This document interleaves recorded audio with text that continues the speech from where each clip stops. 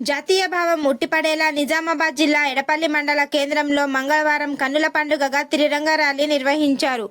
ప్రధాని నరేంద్ర మోదీ పిలుపు మేరకు నిర్వహించిన ఈ ర్యాలీకి విద్యార్థులు, బీజేపీ నాయకులు పెద్ద సంఖ్యలో పాల్గొన్నారు.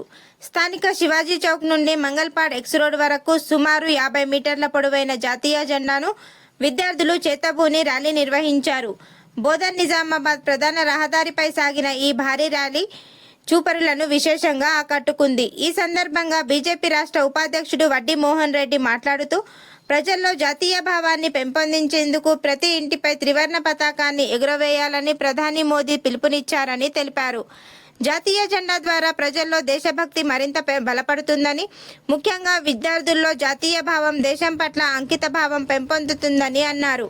ఈ కార్యక్రమంలో గ్రామ సర్పంచ్ కందగట్ల రామచందర్, నాయకులు సతీష్ గౌడ్, సాయి కుమార్, లక్ష్మణ్ గౌడ్, శ్రీధర్, మల్లెపూల శ్రీనివాస్, శివ చైతన్య, కంజూర్ నాని, చేరెడ్డి నాగేష్ తదితరులు పాల్గొన్నారు.